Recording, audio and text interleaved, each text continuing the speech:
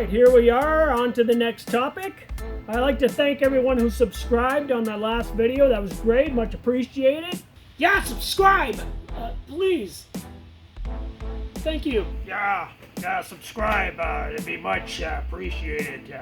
Helps the old man out quite a bit there. Yeah.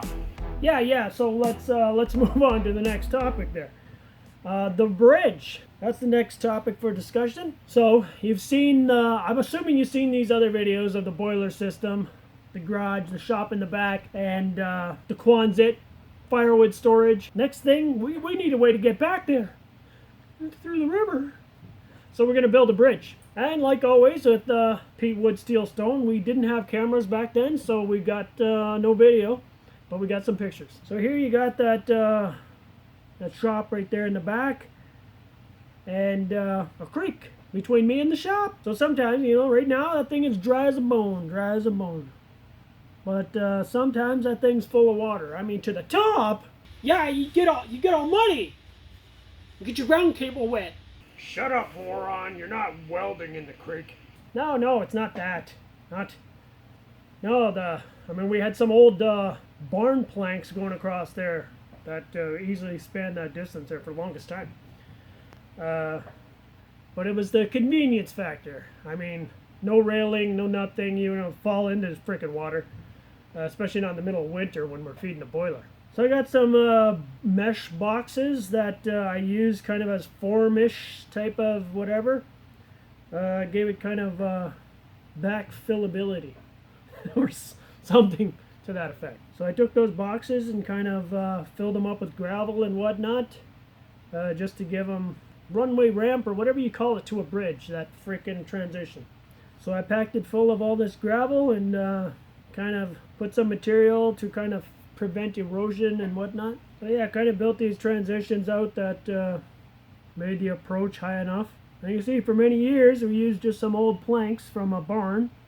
I think they're about 3 wide, so that would have been maybe 24 inches wide or so with these planks. I used that for many years. Also the platform was cemented, and also the front face of it was cemented. And there's a bit of a cement sidewalk to the back door. Yeah, what's wrong with the balance beam? It's 24 inches wide. It's pretty wide for a balance beam.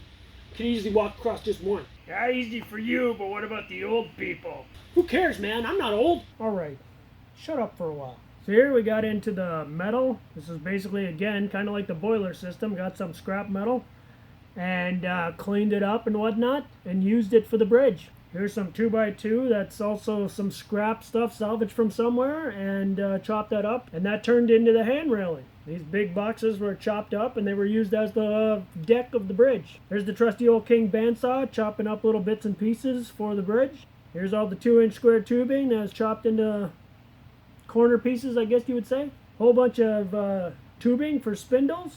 Sure, I welded these bridge planks in the shop, and then I dragged them out into the yard, set them up here until I could move the tractor to the bottom and grab them from the bottom. Carried them over one at a time and set them into the bridge. And there was no arch to these. It was basically just, so one at a time, I propped them up like this, welded them on one side, shimmed up the middle, created the arch, pulled the other side down. Here we got almost the whole deck done. It was basically a 12-inch piece of channel iron. I think it's about 17, 18 feet long or something like that. So I just continued on like that until the whole deck was done. Then started on the handrail. Handrails? What, for the little girls? Yes, it was for the little girl. What, you don't remember your own daughter?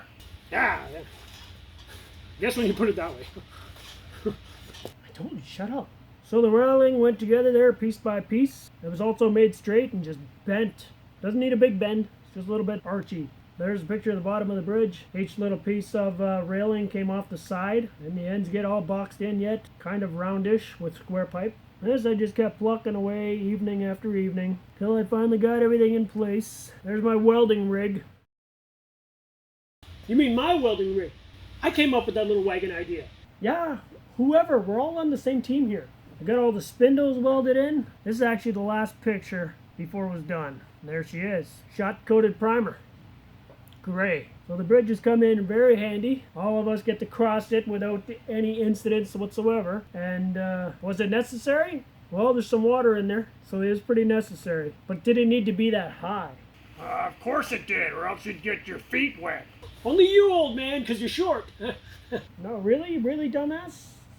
You wouldn't have got your feet wet? So the height seemed to be about bang on, according to this picture. Yeah, for rain and shine, it seemed to have been just bang on what we needed there. Just high enough for the flooding, and yeah, just high enough for the snow blizzards. Usually there's no snow on it, unless it snows straight down. Blizzard-wise, it blows right off. It's pretty nice. So that solved the problem of how do we get to the back shop whenever, well, every day when we have to feed the boiler. I could plow through the snow back then. Not now, though. Now it's too difficult. I can still do it, old man. I can still do it. We're the same age. All right, that about concludes this video. If it gave you any value, please hit that subscribe button. And yeah, watch the next one. Thanks for watching.